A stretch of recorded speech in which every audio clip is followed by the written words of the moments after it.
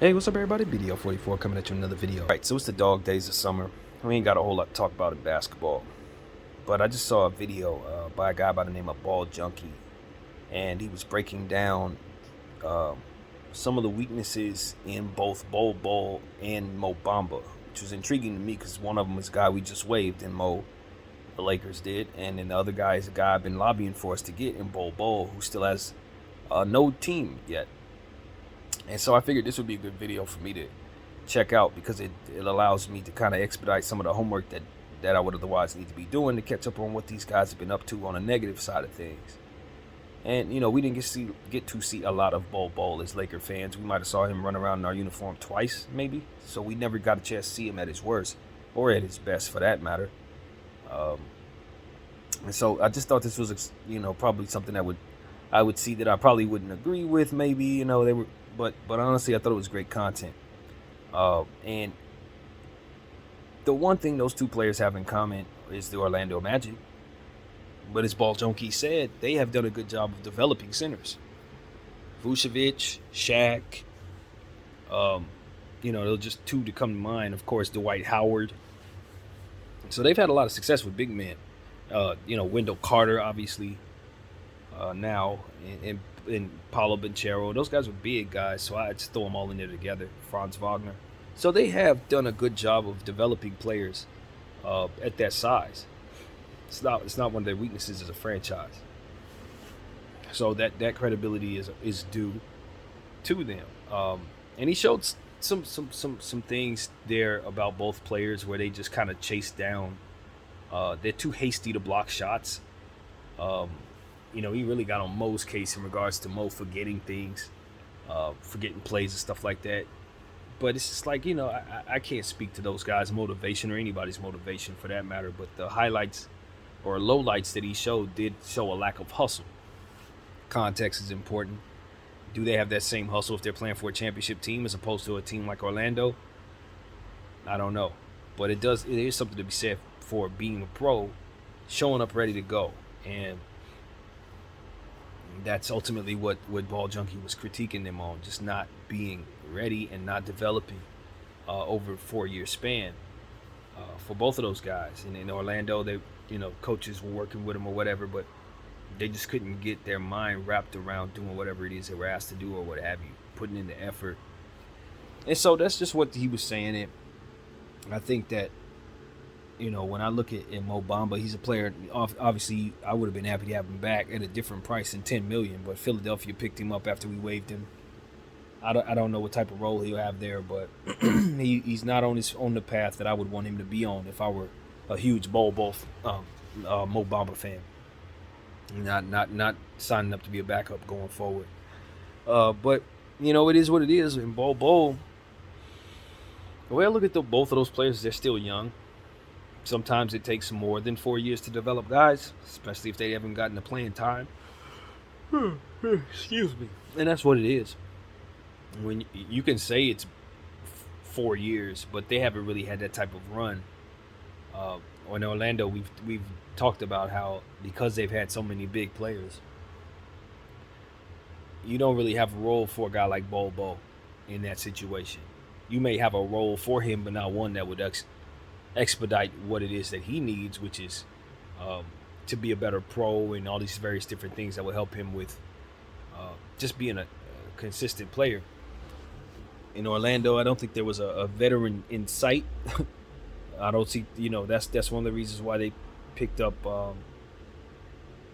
I always forget the same names every time, and this is yet another one of those names. But the guy, the Aussie from Australia, the dude that played for the Utah Jazz, that always is known for having a better duel in the playoffs with Paul George. I don't know why his name isn't coming to me every single time I do this. I always forget his name, Terry Rozier's name. It's just a bunch of names that never come to mind no matter what. But nevertheless, I think he'll help with that. Bringing him in as a vet should help with that type of thing, I guess. But that's what they were missing when Bol and Bamba were there. And I just look at the Orlando Magic as a team that has a lot of youth and maybe not a lot of coaches. A lot of coaches that were intent on helping players that were projects. in a situation where people aren't winning very much, have never really won much. It's kind of like, all right, we're gonna go with what works, and if you ain't got a lot of potential, then we're moving on. And that's kind of what I think probably was going on there. And for a guy like Bol, I just think that, again, as I've mentioned in the video prior to, I would make him a guard. I wouldn't ask him to be a center. I wouldn't ask him to do any of that rim protection stuff. I wouldn't ask him to be a great defender. I wouldn't expect much out of him. It's one of those situations where it's like, we want people to be greater than they have to be because they're tall and long and this and that. But it's like, if you just got a nice role player who happens to have a fantastic body, then you can utilize that role player and still get some great things out of that fantastic body. Even if it ain't going to be a great level of play, they could slot in as a hell of a role player. And that's exactly what I think of a guy like Bol, who has all of the intangibles to be an effective NBA player, regardless if he's going to be a superstar or not. His length alone is going to get him easy buckets, deflections, shots that are going to be hard to contest. All these different things that just, if you're going to settle for a guy who's 6'6", who has all these different issues or whatever, I don't want to just point out somebody, but a guy like Troy Brown, he's a role player we've invested in. We liked having him. He went on to Minnesota. Ain't nobody looking at him like he's supposed to be better than he is. He's developing pretty well for a nice role player, right? So why can't Bol have that same respect? Because he's long? Because he's tall? Why he have to be great? Can't he just be solid and let him develop into whatever it is he's going to be from here? I mean, a lot of times people want these super long-armed, super athletic guys to come out the gate and just be superstars. And you end up killing their confidence before they ever get a chance to develop into what they need to be. And look at all their weaknesses and what they can't do. But then you'll take a shooter who can't do 30 different things, but he can shoot, and y'all just can't wait to put him on the team. It's like, yo, that is not the same respect that you're paying some of these other guys. And I just feel like those two particular players have kind of gotten lost in the fold because they didn't hustle hard. And maybe they need to hustle harder. Maybe it's on me to kind of hold them accountable for their own development. But at the same time, it's like, context. If you're going to put a guy in a situation that's a bowels of the NBA and then have a bunch of lottery picks stacked on top of them, what you want the coaches to do? You know what I mean? They're not going to spend all that time on a role player who has basically shown bust potential. They don't have no time for that. They're too busy getting first round picks coming in left and right. They're going to focus on what they got that works. And so I don't mind, now that I've seen what the content was there for me to see, I have a bit more understanding of what it was that others were looking at when they had negative things to say. I think that's what I learned. It's just seeing Bol trotting when you're in transition, and he needs to be the guy sprinting to get a chase down block in a situation, knowing he has the length to do it, but he ain't running fast enough to contest. It's like, yo, I wouldn't settle for that. I'd sit him too. I'd have benched him right then and there. And so these are the type of things that I understand where people are coming from. But I also know these are young players. I also understand that they haven't been in highly motivating situations. And if they were in more motivated situations, then maybe they'd be more motivated within those situations. And so Orlando doesn't inspire a whole lot of inspiration there. I'm sorry. They've been a good franchise at times, but it's not like you're coming there struggling and thinking you're going to pull yourself out of a dump in that situation. No, not at all. And for a guy like Bol, I'll say it once and I'll say it again.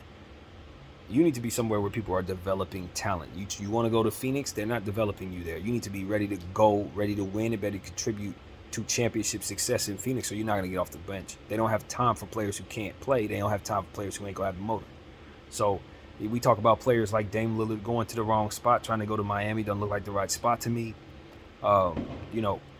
James Harden trying to go to the wrong spot, trying to get to the Clippers. That ain't the right spot for him, in my opinion. This is yet another one of those situations where Bol, he's going to bite off more than he could actually chew by taking on a bigger role when he ain't ready. Everything I just saw in that content showed me Bol is not ready. He needs to be basically in the G League. Basically, he needs to be with a developing team that's going to allow him to showcase his talent, and coaches that are going to spend time with him and pull out of him what's there to unlock. And if he doesn't love basketball, he needs to move on from the sport. It's like everybody else who doesn't love what they do. I don't care if you are good at what you do and it makes you a lot of money. If you're not going to be motivated to be your best, then you're going to be a weak link on whatever team you're on. Move on from the sport if you don't love it. Just because you were given all the tools and all the talent does not mean that your heart is in it or that you love it or that you're supposed to be there. Maybe you're not. Maybe you're just simply not supposed to be there. Maybe you would otherwise give your infinite passion and infinite effort to something that you truly love to do. You know, I'm one of those people that follow my passion. I'm on this camera right now because I literally love to do it. Nobody's paying me a dime. I'm doing it for fun. And so that's what you need to find if you're somebody like that who's in a profession. Everybody told you you're supposed to be there. Your dad played the sport, that kind of thing. You're tall, so you're supposed to be there. But like literally, nah. What if I just want to cook? Like I'm 7'3", but like I literally just want to be a culinary artist. I don't have to be an NBA star. I only got one life to live. If I don't want to do that, I don't want to do that. And he wouldn't be the only tall person that wouldn't play basketball. It's a million tall people that don't play basketball. So it's like, that's what I say to Bol Bol if he truly doesn't love it, or Bamba if they truly don't love it. Stop and find something that you do love. God's honest truth. That's what I gotta say. And it's a lot of people that are gonna say, well, that's not gonna make him no money. He needs to get the NBA money first. All right, then get the NBA money first. You wouldn't be the first guy that didn't love the sport, that did a full career and got out of it and gave that generational wealth to what it is they love to do. You wouldn't be the first. I've seen it before. I'm not gonna bring up names, but I know of guys that basketball was not their first love. It wasn't. And maybe they had to wake up certain days because they didn't really want to play that day. They didn't love it like that. I can tell you right now, I'm really good at poetry and I don't love to do it. It's not fun for me. I've done a million poems in my past, but if you ask me to try to make a fun day out of it, I'm not gonna enjoy it. I don't enjoy it. I don't enjoy doing it. I do enjoy all of the things that I love to do artistically except for writing poetry. And that might be my greatest talent. But it's like, I don't give a damn. I don't care if I don't care if the God that I love gave me a talent that I can't do nothing with. If he didn't give me the passion to do anything with the talent, then it's just there, man. It ain't for me to try to make my life out of that just because I have the gift to be the greatest if I hate it that much. And so that's what I want to say about passion, man. Passion. If you don't love what you do, don't do it. Don't do it, and don't drag down the team that you're on by giving half effort when they're all in. So maybe that's why those two guys probably don't have a team right now. Or whether Bamba got, his situation is a bit different. He has a team. He's in Philly. But that might be why Bobo ain't there, because maybe, just maybe, he really don't want to be there. And he's trying to please everybody else or something. Who knows? But if guys really have a passion for the sport, then they got to put in the effort. All that trotting slow when you're in a fast break situation defensively, where the other team's coming down, and you're the tallest person with the length that can block the shot. It was more than one sequence where he showed that in Bamba's case. Unacceptable. Bol Bol, it was one or two sequences where he showed some stuff where Bol Bol wasn't trotting hard too. If guys were injured, that might play a part into what we're talking about here. Maybe they weren't all that healthy that day. These are injury-prone players. Bol Bol's had a knee. Bamba's had plenty of ankles. So maybe they weren't all that healthy. Maybe they're context. But at the end of the day, we speak as if the context is received in regards to the content we just watched. And if we are to believe that these guys just didn't have the effort, didn't have the hustle in them, then that's something that they got to figure out on their own, and we can't expect others to believe in them while they figure it out. Especially people who've been watching them closely, who didn't like what they saw. And so, for me as a Laker fan, I can break down all kinds of stuff about my various players that I've watched over the years, good and bad, about that, just about everybody I've watched. But for some teams, I haven't watched as much, and maybe from afar, I may think I know until I get that player on my team, then I realize I ain't know nothing. Just sometimes it's exactly what I thought it was. Like, I don't think I was too surprised by a whole lot that I saw from Russell Westbrook. Not a whole lot. Maybe how low it actually got for him. Yeah, that was not something we saw coming. But as far as the specific types of struggles, I expected turnovers. I expected brick shots. I expected aggressiveness. You know what I mean? I expected him not necessarily to take on all of the negativity and then just absorb it. I expected some deflection away from some of that with the media. Like, all the things that he did, that was exactly what I expected. But then sometimes you get players on your team and they're not anything like what you expect. I don't know if any real names that come to mind in regards to that. I don't think anybody's come to mind in regards to that, but it does happen where you're like, wow, I didn't expect this player to come in and just be this damn good. I guess Malik Monk would probably be the greatest example. I knew Malik Monk could do the things that he could do, but I did not expect for him to play this much better as a Laker than he did with the Charlotte Hornets throughout the 4 years of his development. I mean, his jump was ridiculous. So maybe that's the best example I can give you. But for me, I'll tell you the truth. We got Bol here after all this lobbying I've been doing for him, and he came down here and showed me plays like that. I'd be cussing him out on this channel just as quickly as I was trying to get him here. And I tell you the truth. But I also understand this is a young player who, because of his length, because of his athleticism, because of his ability to dribble, because of his ability to shoot, he just really needs people to develop and harness the tools that are already in place. It's many a player who had less tools than Bol, who needed more development, who found their way. That's what I will say.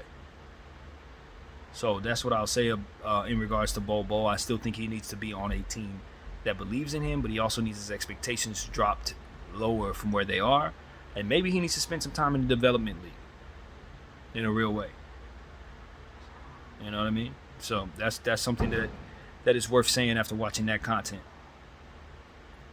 And I don't know the motivation behind the person making that content. I don't know if he's a hater. I have no idea, but it looked like what he was showing me was enough for me to respond to, even if I didn't listen to any audio from his content. Watching the stills, seeing those guys trotting, that was all I needed to see, to know that they are going to have to want it more than they do. Even when you're injured, you don't want to be seen as somebody who's not trying hard enough. You got to tell your coaches, I'm not 100%, sit me down so I don't hurt the team, or whatever needs to be communicated so that you can be 100%. But what we saw is the type of stuff that keeps people from signing you, and that's exactly what's going on there. So that's what I got to say, man. I just want to come here and let people know that I've seen what others are talking about in regards to Bol through the content that I watched. I'm not fully a believer in all of the negative aspects of what was said, but I also understand that, you know, players got to want it. They got to want it. You can't just assume that your length and your skills are going to be enough to carry you through the NBA. You have to work when you get there. And if you're not willing to work when you get there, it's going to be somebody more talented than you who is working hard on what it is that they're already good at, and they're going to come and take your spot. So that's why having a lack of desire in the NBA will not work going forward, in my opinion. It's too much competition. And it ain't no unicorns. You got Wembanyama over here. You got Chet Holmgren over there. You're not... No one is special if they're not willing to put in the work. No one. So that's what it is. Even Steph Curry rolls out of bed being a fantastic three-point shooter, but we all know about his work ethic and his work, how hard he puts into his craft. And if you're already as great as he is and you roll out of bed still interested in working, then you're definitely going to have a leg up on everybody else who's not as talented as you, who also doesn't want to work. So that's really what it comes down to. The best players ever played this game in this league worked harder than everybody else. That's one thing we know about the greatest players. It wasn't talent that drove them to their success. It was their effort. So that's what I want to say, man. By the way, Bron is going to be going back to 23 from 6. And you see how I threw that in? Because that's that's how big a news it is to me. I see it on every time I refresh my page on IG, somebody's putting a post up saying LeBron James changes his number from 6 to 23. I can promise you it holds no weight at all here on this channel. I don't care what color or what number LeBron wears or any player wears, as long as it's not one of them retired numbers, man. So I just want to put that out there because I was so very irritated by that actually being considered news. Highly irritating to me. Highly. It's like, yo, he only's worn 2 numbers in his entire career, 23 and 6. He flips back and forth. We just retired 6 across the board for the entire league, and they allowed him to wear it because he's LeBron James. But everybody else needed to pretty much take the 6 off. So I think he's just taking the 6 off, just out of respect for great Bill Russell. So that's what I think is going on, and I support it. I literally support it. I think LeBron James is earned the right to wear whatever number he wants to wear. Again, so long as it isn't retired. And I support him going back to 23, but I also support him wearing a letter. If he wants to change his number to a letter, I'm fine with that. So long as he's healthy and ready to rock. That's it, man. So that's what I want to say to people, man. And speaking of numbers, I think Scoot should keep 0-0 for a multitude of reasons. One, it's hella tacky wearing 0 after Dame gets kicked out of there, basically, to replace you. I know that's your right to wear your number. It don't sit right with me. And it ain't your fault, Scoot. It don't sit right with me, though. I don't think anybody should be wearing 0 in Portland after Dame, even though all of this is as it is.